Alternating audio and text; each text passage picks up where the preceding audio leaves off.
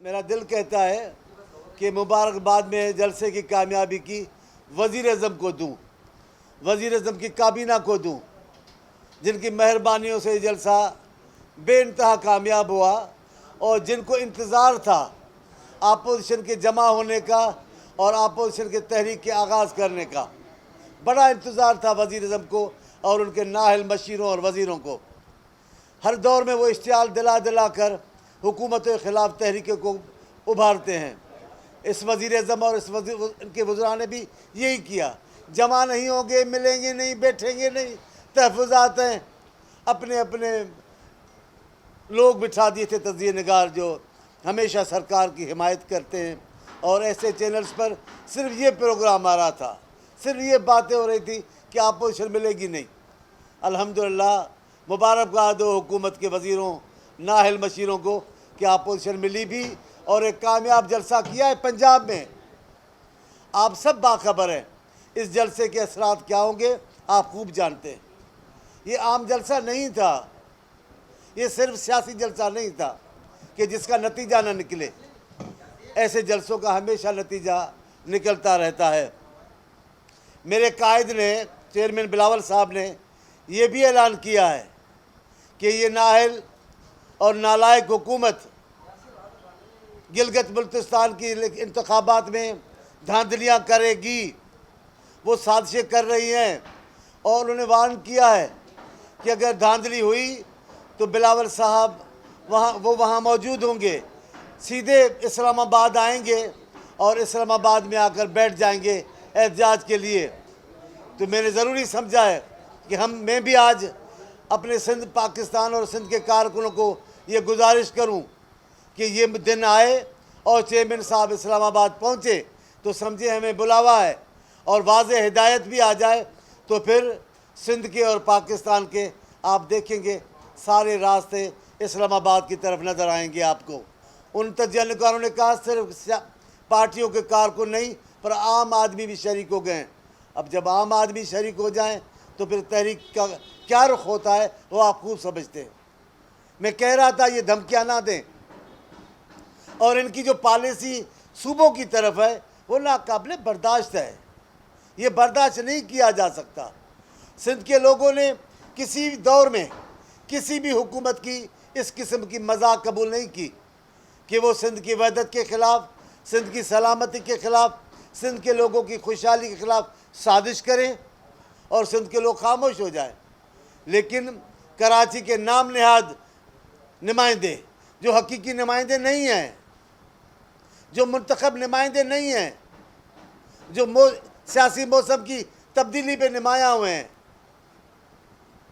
PTI तो ऐसे लगता है जैसे वो धांधली की जो सुनामी थी उस तूफ़ान में से नुमायाँ होने वाले जजीरा है और वो जजीरा जल्दी डूब जाएगा क्योंकि वो फितरी जजीरा नहीं है, वो धांधली से नुमाया हुआ है, वो सुनामी से नुमाया हुआ है, ये जल्द गुम हो जाएगा।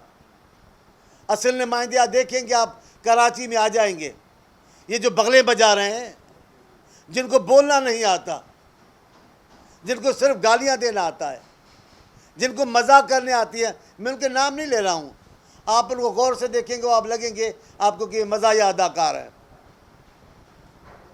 असेंबली में उनको हालात ने पहुंचा दिया है तो अपना वज़न करें, अपने मनसब का एहतराम करें और कहलाएंगे सिंध से मुंतखब किए हुए नुमाइंदे, करेंगे साजिश सिंध के ख़िलाफ़। ये नाकाबिले बर्दाश्त है, ऐसे लोग चले ही नहीं।